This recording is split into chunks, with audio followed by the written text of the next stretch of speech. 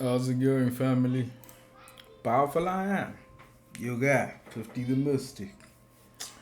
Getting into a jam packed episode today. Exodus 20, verse 4. You shall not make for yourself a carved image or any likeness of anything in heaven above or on the earth beneath or in the waters underneath the earth. This verse is not about statues. It is about the images the mind creates and then begins to worship. A carved image represents anything you shape with your own thoughts, emotions, imagination, or trauma. Then elevate to a position of power over your life. It is the warning against turning your internal constructs into spiritual authorities.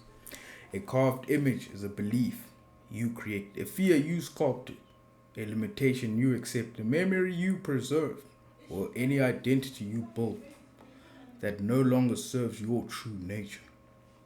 Once created, you begin to bow to it without even realizing it. I always say, a lot of times, people, a lot of the shackles that are placed upon our lives are placed by ourselves mentally within our own minds. We place these shackles upon ourselves through our fears, our limiting beliefs, and so forth. Opinions of others and what others tell you to believe or not to believe. Because that is their opinions. That is their fear-driven ideologies. If you ask most Christians, especially, which is a sad shame, because the book does not in itself, in essence, teach fear. Most of them are driven by fear of going to hell. Because they're told if they don't come to church every Sunday and tithe their money, they're going to hell. So they live their whole lives with that fear embedded within them. Instead of truly living life, which the true best purpose of life is finding oneself and finding one's true divine essence. Because this verse describes three symbolic realms. The heavens above represent mental images, ideas formed in thought and imagination. I always like to say to people, God creates through the faculties of our imaginations within us. The earth beneath represents emotional images shaped by lived experience, conditioning, and relationships. You can liken it onto our egos, the devil, whatever you want to call it, our lower base natures that have formed us. The waters under the earth represent subconscious images, the deeper inner impressions formed by childhood pain or ancestral influence. You know, when we start talking about you do certain things and you just don't know why you do them. And you say some things are generational. Our ancestors carry these wounds themselves and they are literally within your DNA makeup. So sometimes when we go around healing our ancestors, don't think about it in the superficial, stupid way that people have taught you to think about it. It's literally their trauma carries through to you, through your DNA. And through healing some of these subconscious traumas that have filtered through the bloodline, you start healing yourself. It's not necessarily about healing them. It's about healing you.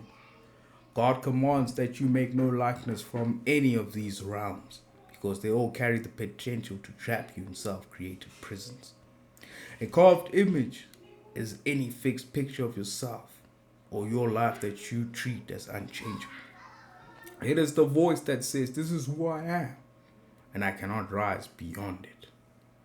And you understand those words, why, in essence, even in the books, when Moses got the name of God, he was told that I am that I am.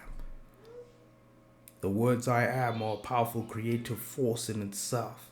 Whatever we attach to I am is who we become. This is why this channel in itself is called The Powerful I Am, after the story of Moses. It is the habit of creating mental idols out of expectations, fears, roles, or labels. God is saying, do not let the image you created become your master. Do not let the pictures in your mind replace the living truth within you. Therefore, it symbolizes the liberation from false identities, limiting beliefs, and mental constructs.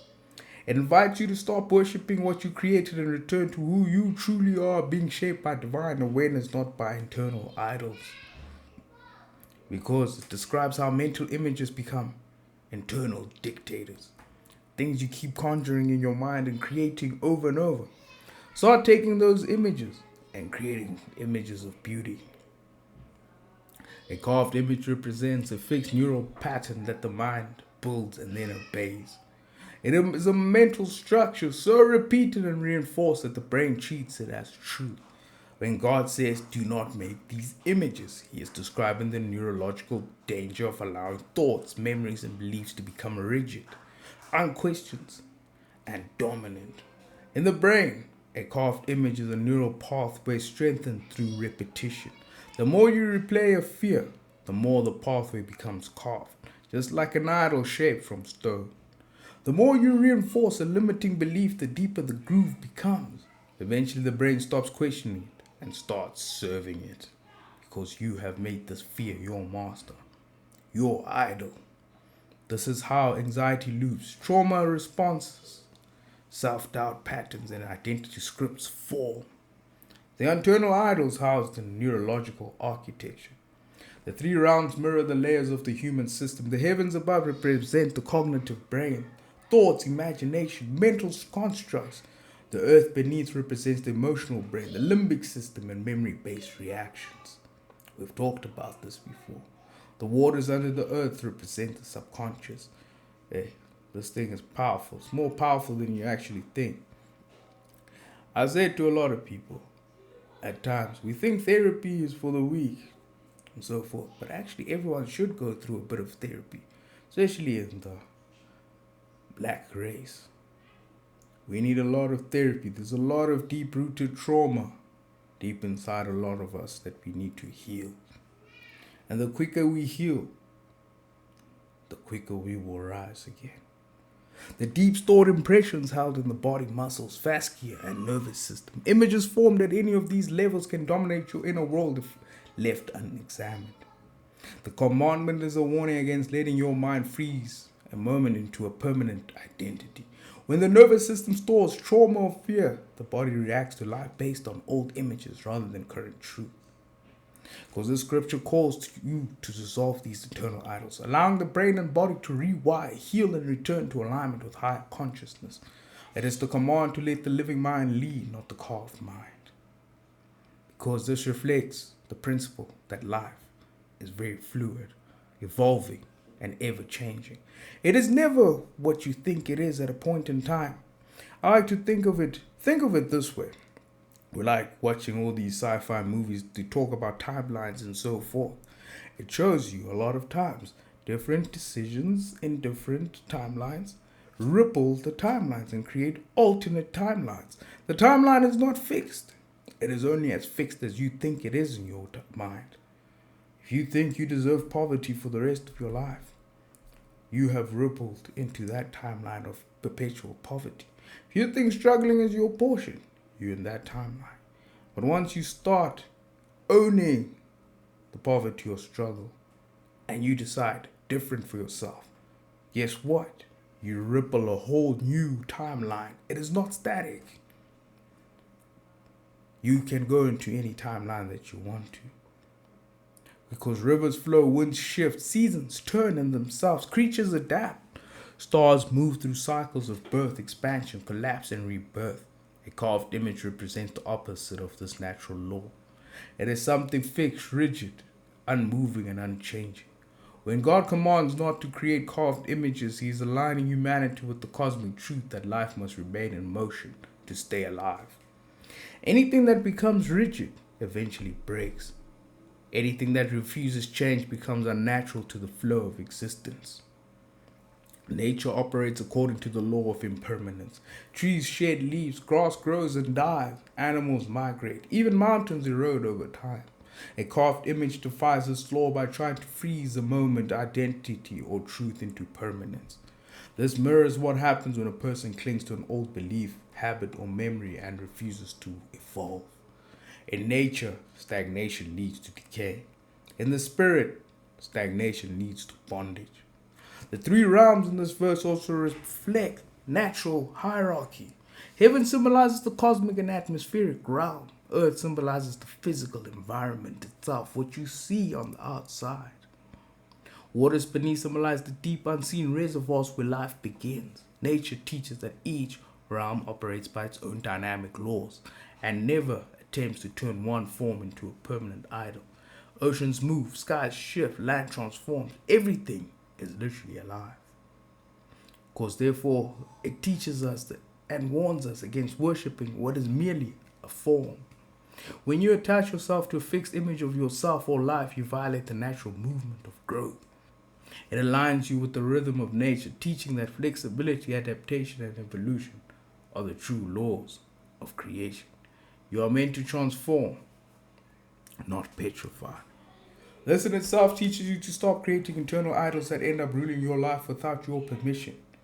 A carved image is any picture you create in your mind and then begin to serve it as if it is absolute truth. This can be a belief about yourself, a fear you keep replaying, a story from your past, or any identity you cling to because it feels familiar. Many people are imprisoned by images they created years ago. The belief that you are not enough. Well, some people might have told you that. And matter of fact is, you are enough. You just need to believe it and work on becoming the best version of yourself. The fear that things will always go wrong. And funny enough, they keep going wrong. The identity shaped by past failure. Learn from your past failures. Don't let them rule you. The story that says you cannot grow beyond what hurt you. Some people are not able to grow out of certain shells of themselves. And because they could never, they will tell you that you are not able to as well. That you cannot achieve more than they have achieved. These become carved images when you treat them as unchangeable. This commandment is telling you to stop allowing fixed mental pictures to dictate your decisions, your emotions, and your future. You must challenge the images you have unconsciously built.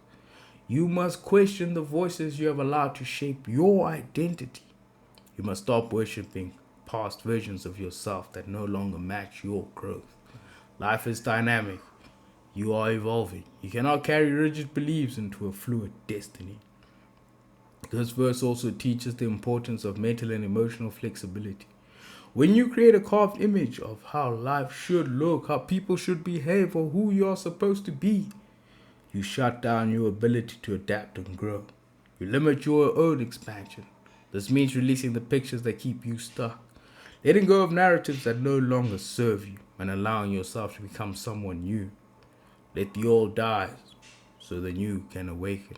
In the book of Revelations speaks of he who survives the particular circumstances in their own life. I just can't remember the scripture itself off the top of my dome.